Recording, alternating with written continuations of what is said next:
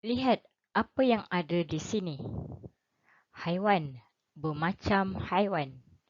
Mari kita mengenal bahagian badan haiwan dan mengeja atau membaca bersama.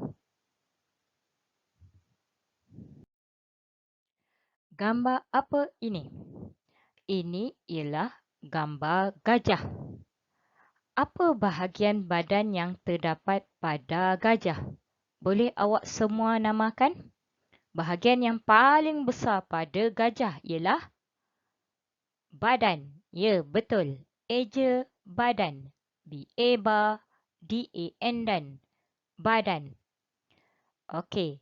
Kemudian, apa yang ada 4 pada gajah? Kaki. Ya, kaki gajah ada 4. Eja kaki. K-A-K, K-I-K. Kaki. Okey, sekarang apa bahagian yang terdapat pada gajah? Masing-masing ada 2. 2 telinga, 2 mata dan 2 gading. Eja mata. M-A-Ma, T-A-Ta, mata. Eja gading. G-A-Ga, D-I-N-G ding, gading. Eja telinga. T-I-Ta, L-I-Li, N-G-A-Nga, telinga. Okey, sekarang kita pergi satu sahaja yang tinggal. Pada badan gajah, apa yang ada satu sahaja? Satu ekor dan satu belalai. Eja ekor. E-A-K-O-R, ekor. Eja belalai. B-I-Be, L-A-La, L-A-I-Lai, belalai. Awak sudah belajar bahagian badan haiwan dalam sains awal. Sekarang kita hendak mengeja nama bahagian badan tersebut sendiri. Okey?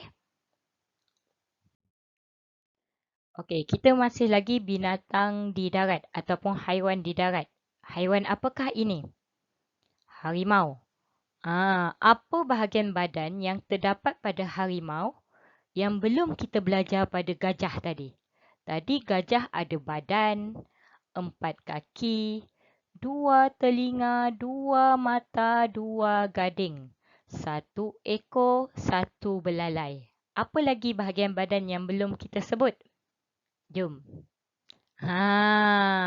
Di dalam mulut ada gigi yang tajam. Eja gigi. G-I-G, G-I-G, gigi. Kemudian, pada kaki harimau ada kuku. K-U-Q, K-U-Q, kuku. Gigi dan kuku harimau yang tajam untuk menangkap dan makan mangsanya seperti kambing, lembu dan sebagainya. Okey, sekarang gambar apa? Lembu. Apa lagi yang ada pada lembu tetapi tidak ada pada gajah mahupun harimau? Siapa boleh jawab? Di atas kepalanya ni ada 2 tanduk. T-A-N tan, D-U-K duk. Tanduk. Gajah ada tanduk? Tiada. Harimau ada tanduk? Tiada. Lembu ada tanduk. Kemudian, mulut. M-U-Mu, L-U-T, lut. Mulut.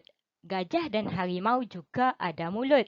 Tetapi gambar tadi tidak jelas. Jadi cikgu tunjuk mulut pada lembu. Okey, sekarang kita pergi kepada haiwan di udara.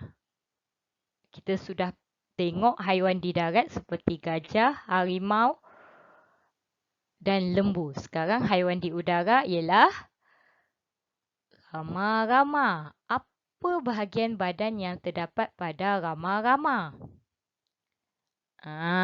Bila haiwan di udara, dia mestilah boleh terbang. Ni. Tengok apa yang ada 2 di kepalanya ni. Ini hanya terdapat pada serangga kebiasaannya. S-I-S-E, S-U-S-U, N-G-U-T, ngut. Sesungut. Sesungut hanya terdapat pada serangga. Kemudian haiwan di udara boleh terbang. Dia terbang menggunakan sayap ataupun kepak. Kita boleh panggil sayap ataupun kepak. Eja sayap, S-Esa, Y-A-P yap, sayap, K-I-K, P-A kepak, kepak. Haiwan di darat tak ada yang ada sayap ataupun kepak. Kecuali ayam, itik. Itu dia bukan sayap ataupun kepak. Dia lebih kepada bulu pelepas sebab dia tak boleh terbang tinggi. Dia boleh terbang rendah sahaja. Okey, sayap dan kepak ni lebih kepada haiwan yang tinggal di udara yang boleh terbang tinggi.